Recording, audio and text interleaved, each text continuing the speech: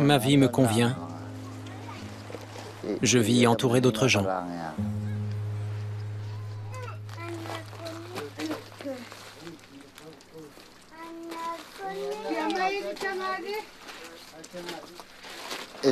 Je suis très proche de ma famille.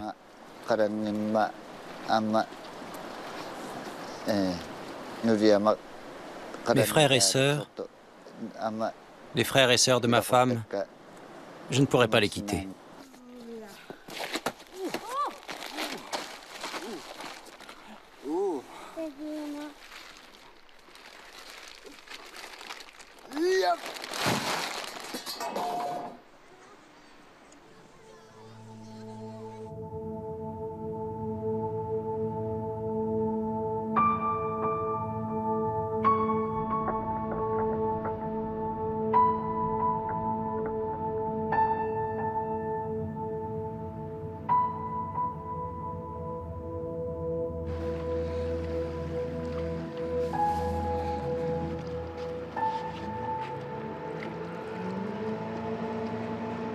Mon plus ancien souvenir,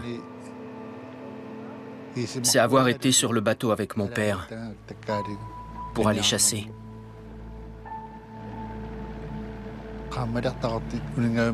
On allait dans beaucoup d'endroits différents.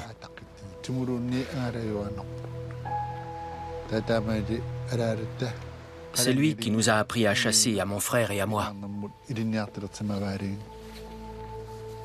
Et je ne me suis plus jamais arrêté.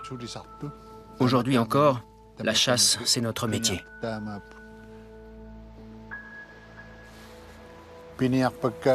J'attrape des phoques, du poisson, des baleines et des narvals.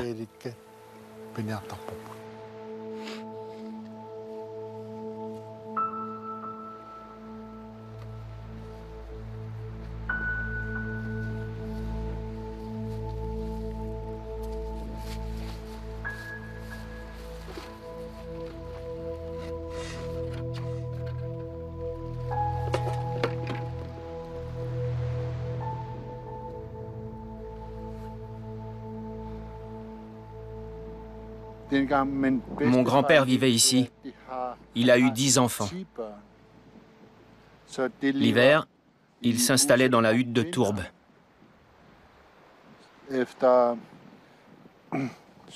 Au début de la saison de la chasse, vers mai ou juin, il sortait des fjords et commençait à faire sécher les peaux de phoque.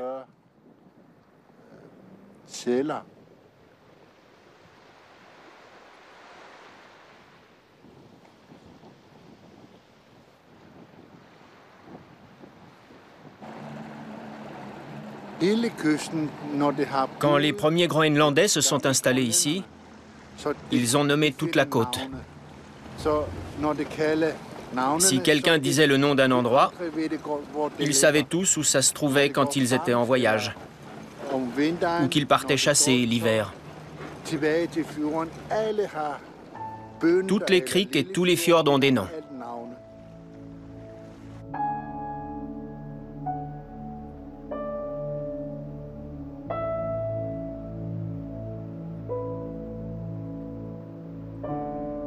Les gens vivaient en toute petite communauté de 10 à 20 personnes. C'était une existence très rude, avec une espérance de vie d'environ 35 ans. La première expédition danoise est arrivée en 1884. Une première maison en bois a été construite, puis un poste commercial a été ouvert. Un prêtre est arrivé et le protestantisme luthérien a été introduit. À notre arrivée, je me souviens d'avoir vu les vestiges d'une hutte de tourbe. À l'époque, elles étaient encore en usage. Ça a changé très vite. 35 ans plus tard, tout le monde vit dans des maisons bâties avec des matériaux importés du Danemark. Le développement a été incroyablement rapide. La maison d'hiver, ou hutte de tourbe, est une construction dans laquelle on alterne la tourbe et les pierres. Autrefois, elle était fermée par un toit fait de 2 couches de peau de phoque et soutenue par du bois flotté ou des os de baleine. Les gens vivaient là environ 6 mois par an, entassés les uns sur les autres.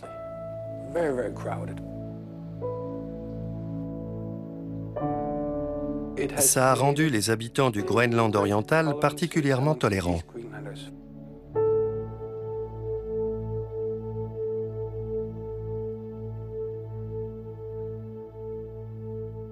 Je suis arrivé il y a 35 ans. Les premières semaines, j'étais totalement désorienté parce que j'avais découvert un paradis. Des montagnes extraordinaires, un paysage majestueux et des gens incroyablement drôles et gentils. Il y avait un village appelé Sermieliga qui abritait à peine 120 personnes. C'était une existence très rude, sans eau, ni électricité, ni téléphone, complètement en dehors du monde moderne. «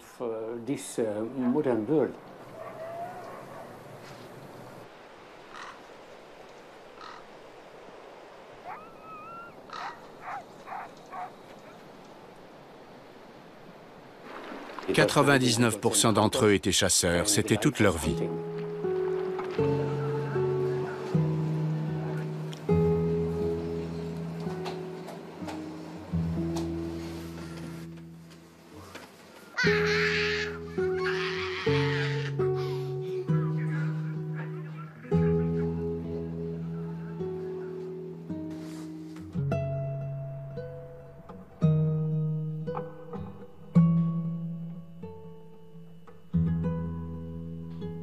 La municipalité d'Ammassalik regroupe la ville de Tassila et les 5 villages. En tout, environ 3000 personnes. En théorie, il y a 50 chasseurs avec un permis qui les autorise à tuer des ours polaires, par exemple.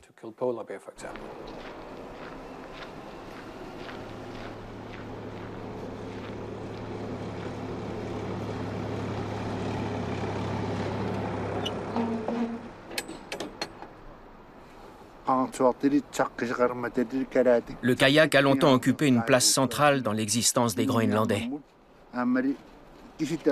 C'était la base de leur style de vie. Pour pouvoir survivre, il fallait avoir un kayak. Et quand on faisait les choses correctement, on mettait plusieurs jours à en construire un.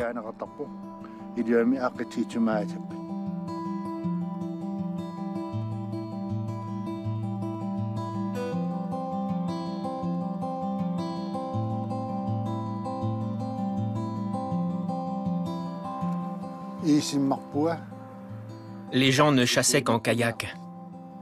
Il n'y avait pas encore de moteur à l'époque.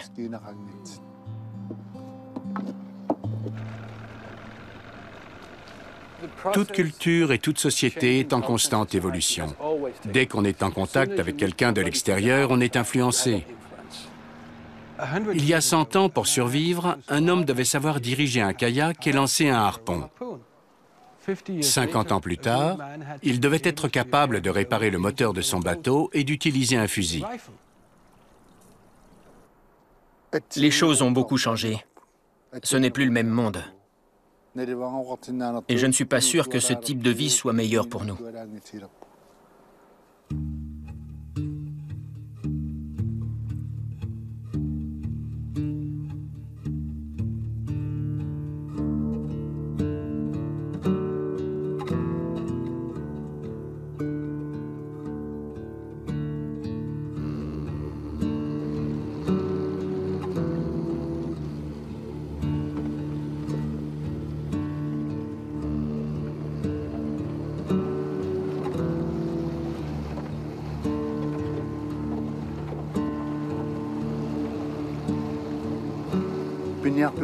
Pour chasser, il faut se lever tôt.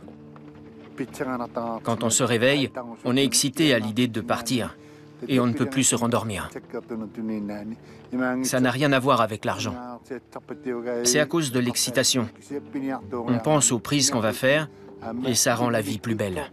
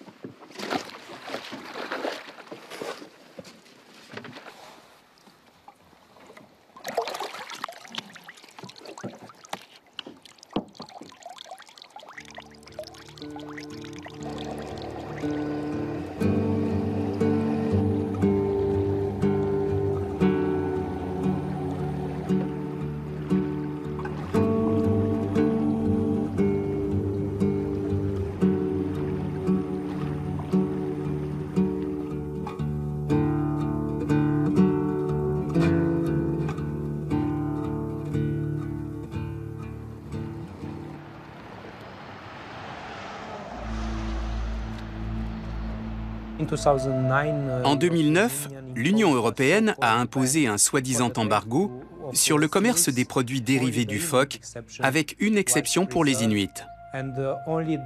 Seuls les phoques chassés par la population inuite pouvaient être mis sur le marché européen. Je suis désolé de le dire, mais la distance est immense entre Bruxelles et les Inuits du Groenland.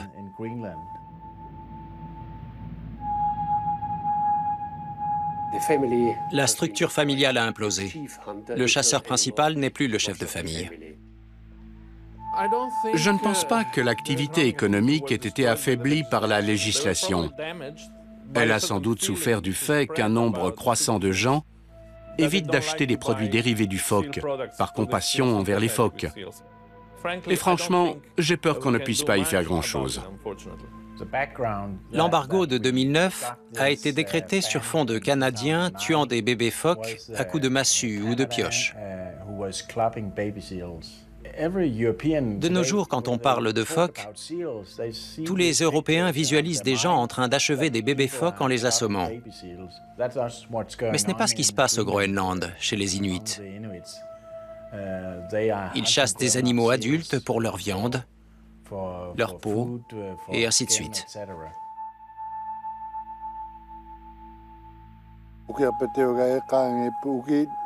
Il y a longtemps, dans les années 70, des gens célèbres, comme par exemple l'actrice française Brigitte Bardot, ont commencé à dénoncer la chasse aux phoques.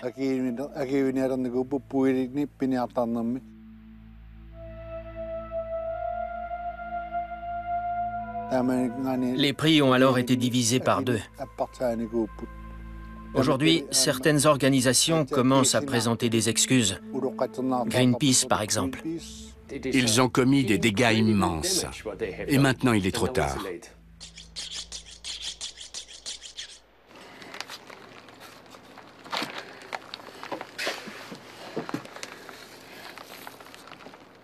Le commerce des peaux de phoque ne permet plus de gagner sa vie désormais.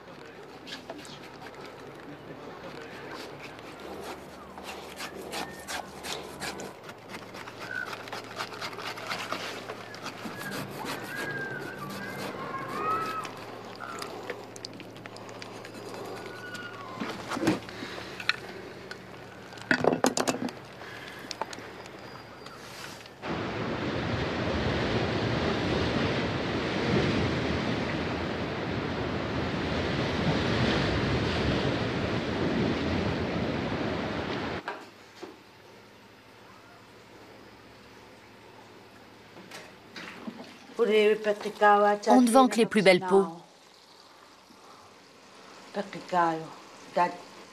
Quand la peau est mal tannée ou que la fourrure n'est pas assez fournie, on n'arrive pas à les vendre.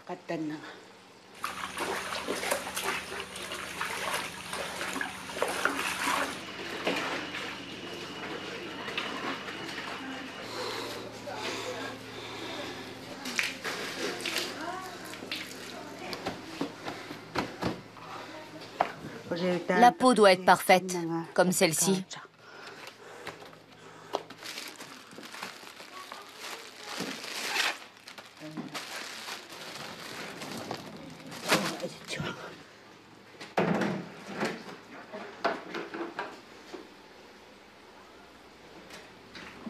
Celles-ci, je vais les envoyer à Tassila.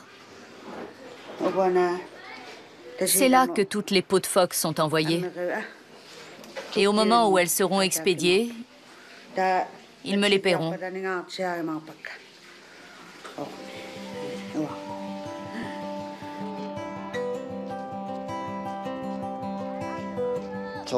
Avant, on pouvait gagner sa vie en vendant du gibier.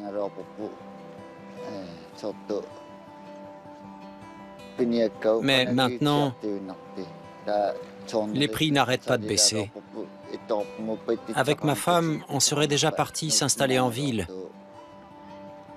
si seulement il y avait du travail.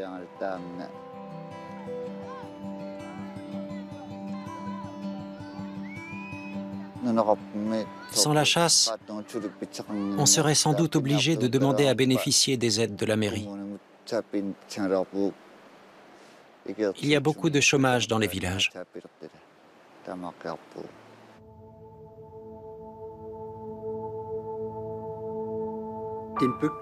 Je suis né à Ikatek, où il y avait alors entre 60 et 70 habitants.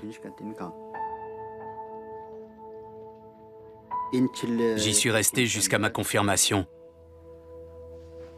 Ensuite, je suis parti faire ma scolarité à Tassila.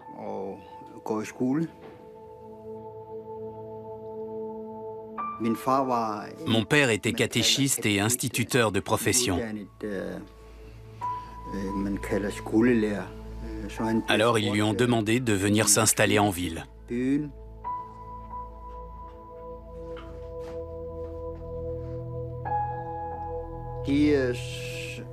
La situation économique a poussé les gens à partir en ville dans l'espoir de trouver un travail et de gagner leur vie.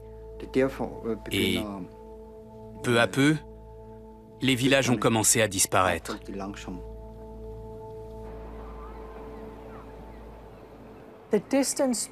Passer d'un petit village à une ville de 2000 habitants comme Tassila, c'est un sacré changement. Il y a des endroits où ils peuvent travailler, comme les supermarchés. Mais à part ça, il n'y a rien à faire.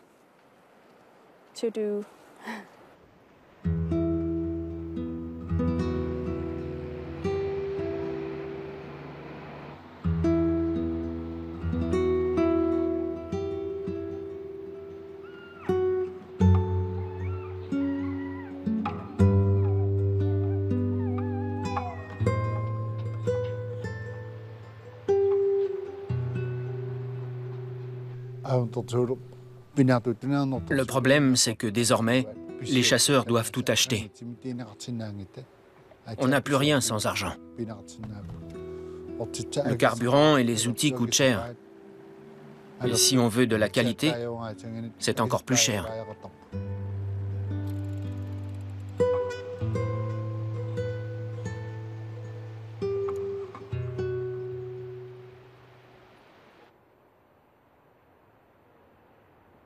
Je pense vraiment que cette société devrait promouvoir davantage le tourisme.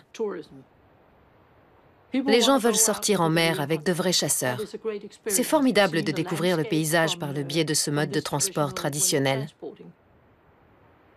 Le tourisme change beaucoup la donne et pas toujours en bien.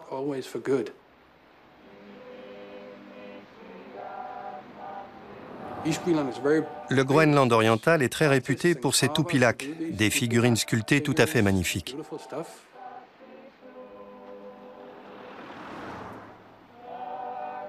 Ces gens gagnent peut-être l'équivalent de 10 000 € par an. Et ensuite, ils rencontrent un touriste qui a payé son billet 5 000 € et qui dépense en une semaine ce qu'un Groenlandais met 1 an à gagner.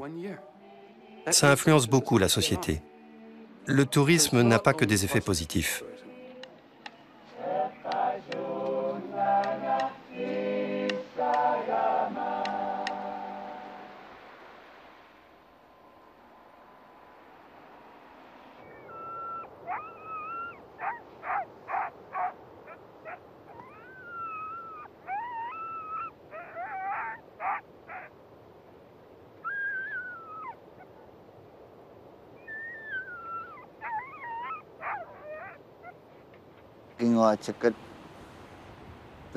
Je préférerais que mes enfants ne vivent pas uniquement de la chasse. Tout simplement parce que c'est parfois très dur. Si la météo n'est pas bonne, ils n'auront rien à manger ni à vendre. Ça ne marche que quand la météo est bonne et qu'il y a du gibier.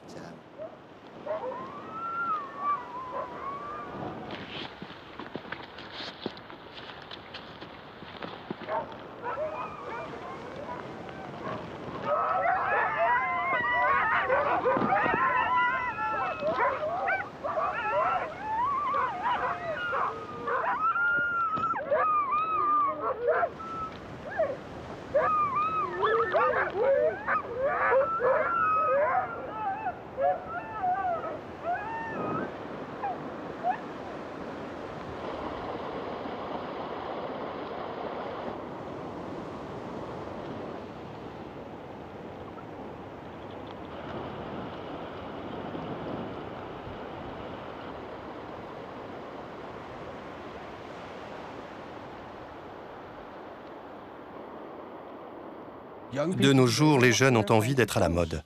Ils ne veulent pas porter des peaux de phoque. Ils rêvent d'une motoneige ou d'un bateau, pas de pagayer dans un kayak.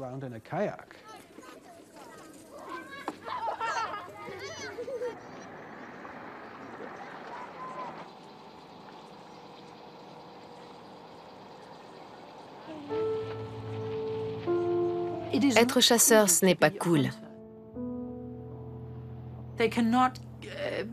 Ce qu'ils veulent ne coïncide pas avec ce qu'ils ont.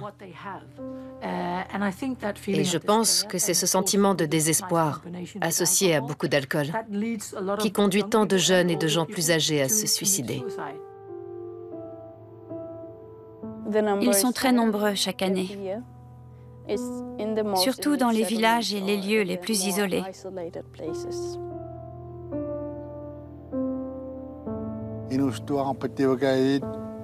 Beaucoup de jeunes se saoulent tous les week-ends. Je connais le problème parce que je suis passé par là. Ils se suicident, ils boivent, ils ne veulent pas chasser et ils ne veulent pas non plus travailler.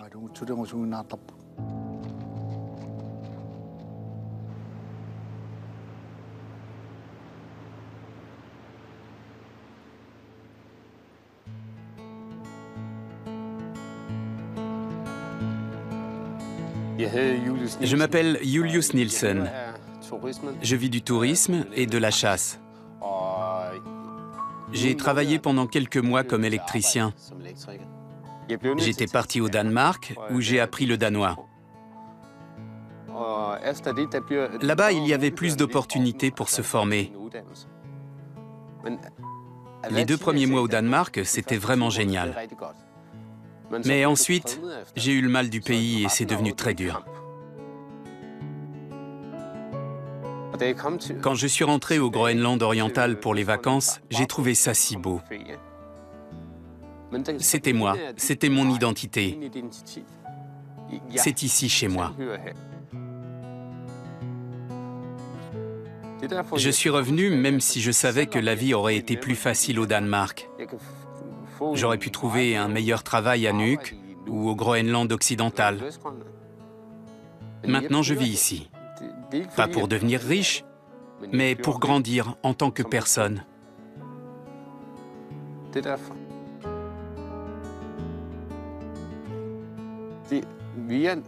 Nous sommes très proches de nos ancêtres ici. Ma mère est née dans une hutte de tourbe, et ce n'était pas il y a 100 ou 200 ans.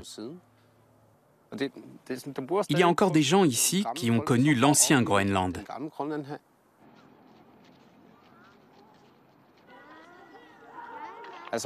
Notre éducation ne commence pas à l'école. Elle commence avec les grands frères, les pêcheurs, les chasseurs et la famille. Avec les histoires qu'on nous raconte enfants.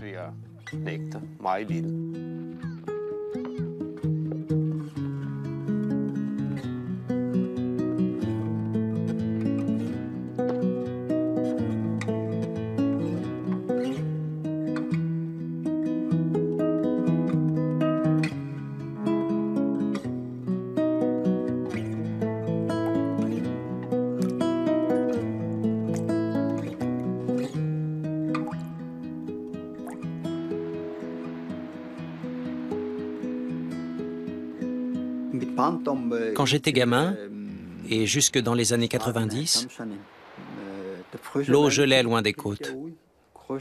On pouvait traverser le fjord sans problème. Plus maintenant.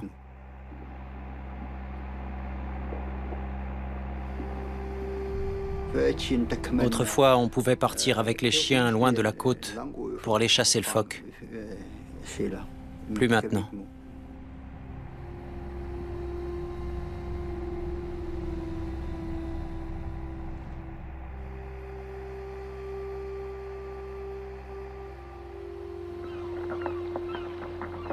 Le climat local a changé, c'est certain. Ce n'est pas seulement une mauvaise situation. Les gens d'ici sont très flexibles. Ils ont l'habitude. S'il n'y a pas assez de glace, ils disent « on ira en bateau ». S'il y en a trop, on ira en traîneau.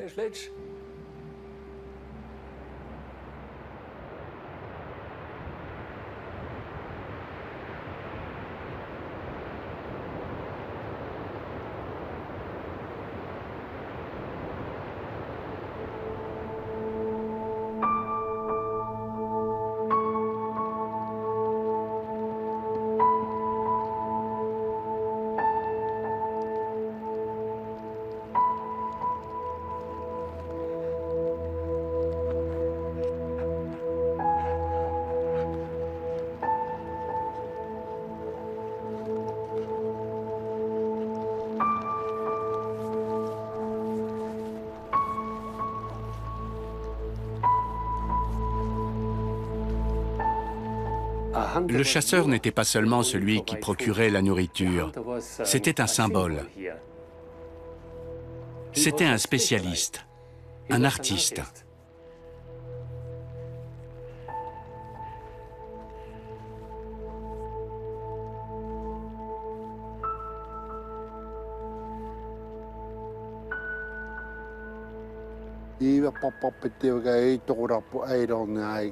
Il y a eu beaucoup d'accidents mortels. Le moindre détail peut s'avérer fatal. La moindre erreur, si tu passes par-dessus bord ou si ton kayak se retourne, notre monde est plein de dangers.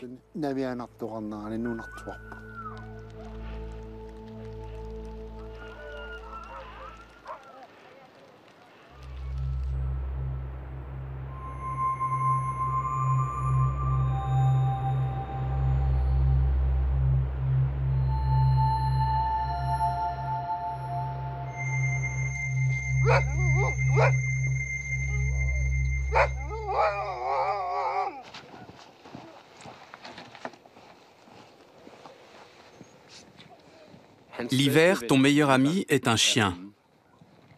C'est l'aspect le plus important de l'identité du chasseur en hiver. Il est donc très important d'avoir un chien. C'est exactement comme le cheval sur le continent américain ou la mule en Europe. C'est un animal de travail qui passe tout l'hiver dehors.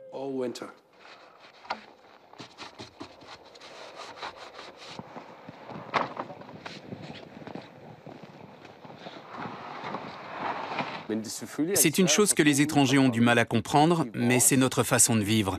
C'est notre façon de préserver notre culture.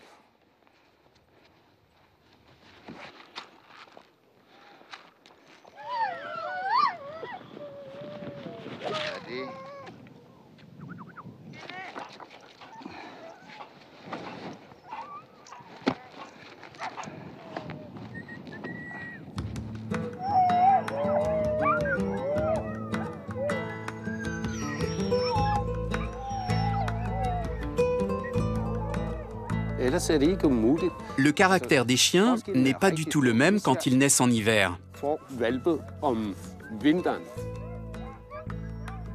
Les chiots d'hiver sont plus petits une fois adultes, mais ils me ramènent toujours à bon port, parce qu'ils se sont battus dès le départ. Ils sont plus petits, mais ils ne renoncent jamais. Alors que pour les chiots nés en été, les débuts sont plus faciles. Ils deviennent souvent grands et forts, mais on ne les utilise pas.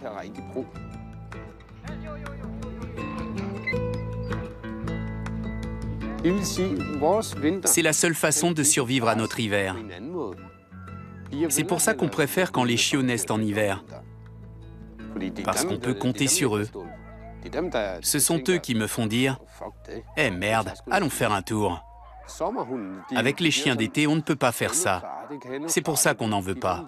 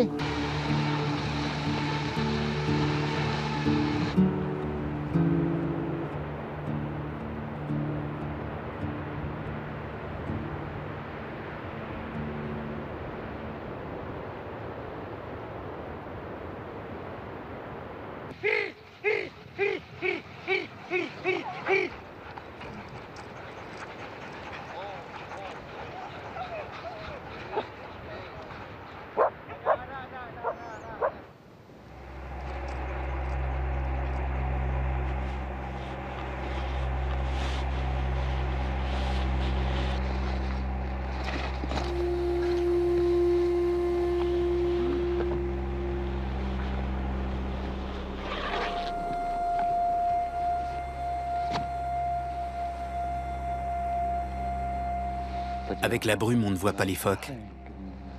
Ils sont trop bas.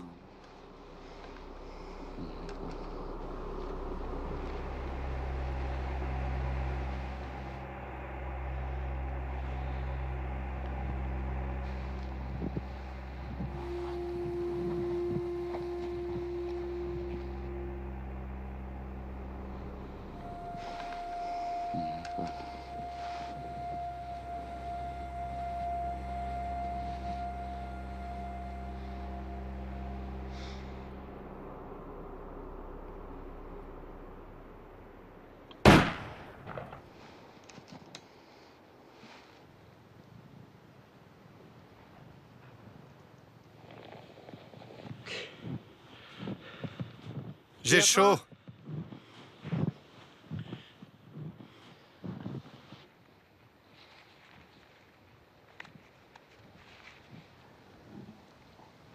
Mais qu'est-ce que tu peux être pénible? Goinfre.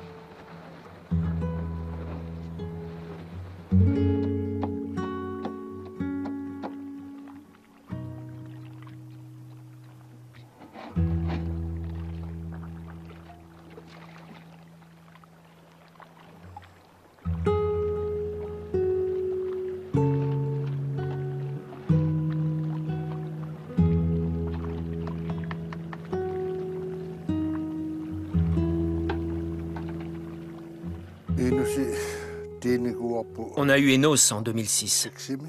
Il vient toujours avec moi quand je pars chasser ou faire du traîneau. Il aime bien chasser, mais je ne sais pas s'il sera chasseur. Peut-être qu'il se mettra à boire.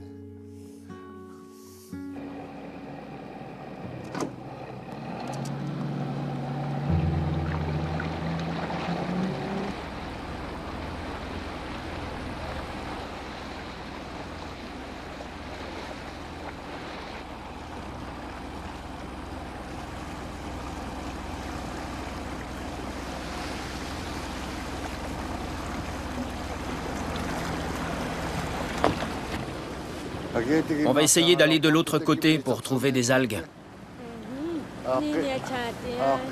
Ça ira bien avec la viande de morse.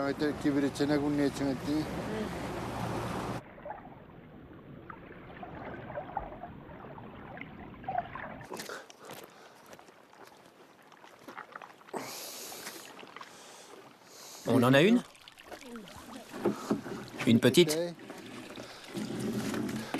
Tu n'as pas froid aux mains? Il faut la dérouler. Si tu tires dessus, elle va se casser. Déroule-la. Enos n'a jamais froid aux mains. À croire qu'elles sont en métal. Les algues, on peut les faire cuire ou les manger crues. Celles-ci, on ne les mange pas, on les rejette. Ce sont celles-là qui sont comestibles.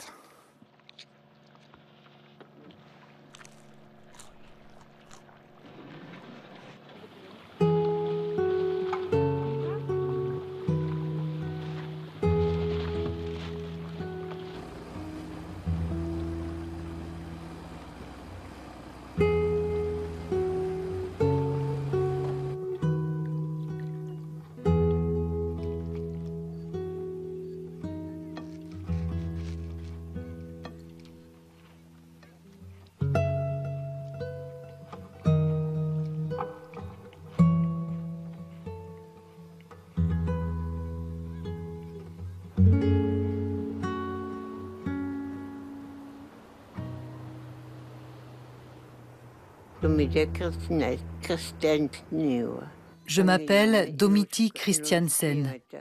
Quand j'étais jeune et que mon mari était en bonne santé, on voyageait tout l'été. On chassait beaucoup. Mon mari n'avait qu'un kayak. Il s'en servait tout le temps pour circuler. Je réparais la peau moi-même.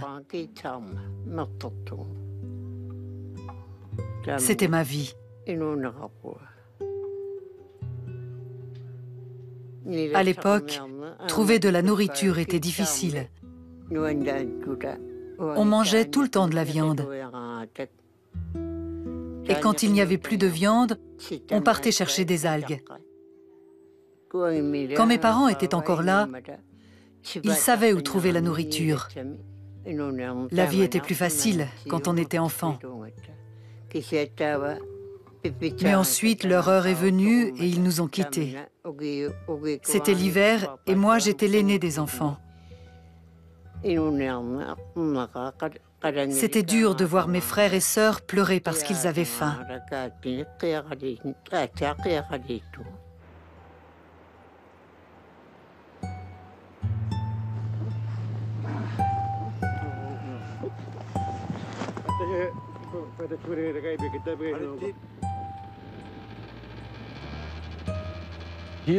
Au Groenland oriental, le phoque est aussi important que peut l'être le cochon dans beaucoup de pays occidentaux. En gros, on utilise tout. Le phoque, c'est la vie.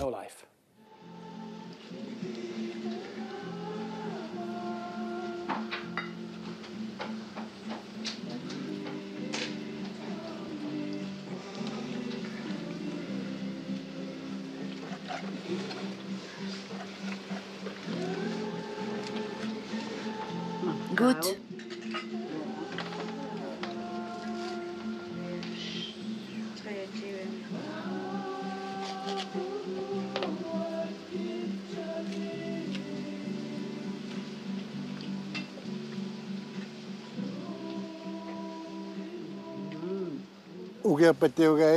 Au fil des ans, notre alimentation a changé. Aujourd'hui, la moitié de ce qu'on mange est danois.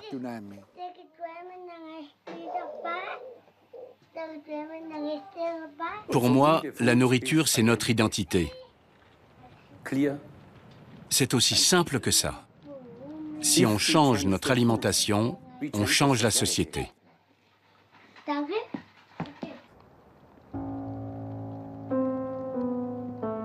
Au Groenland oriental, le mot « avenir » n'existe pas. Ça veut tout dire. Nous cherchons un avenir. Nous cherchons vraiment. Le gouvernement et les sociétés internationales disent « Vous avez du pétrole, des minerais, de l'or. » Mais avant que ça leur rapporte vraiment de l'argent, ils seront tous morts. Ce sera terminé. Que faire? C'est effrayant.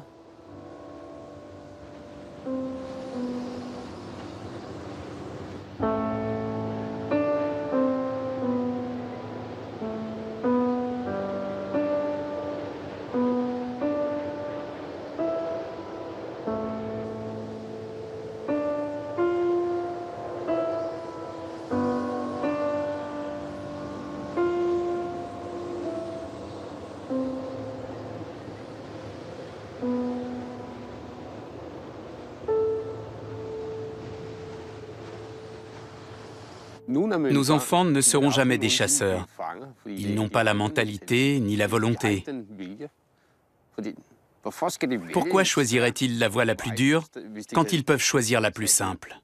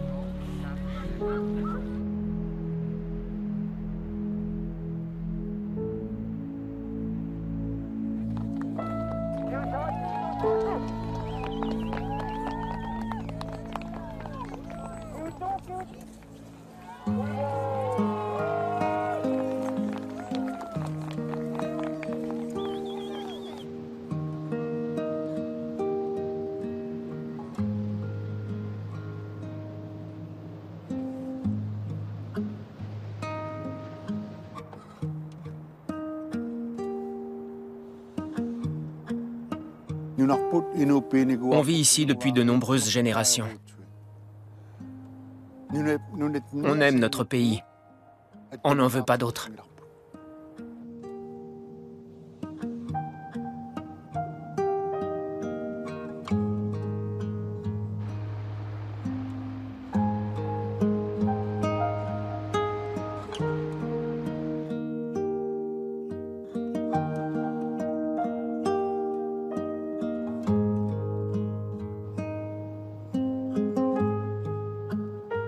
Pourquoi je vis ici?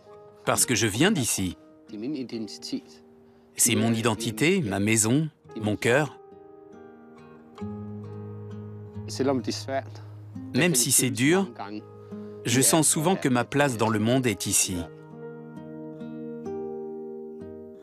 Je ne peux pas imaginer une vie sans la chasse.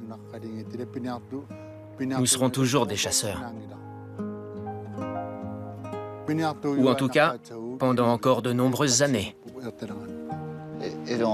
Ça me plaît. Parce qu'il y a des terrains de chasse ici. J'aime vivre ici.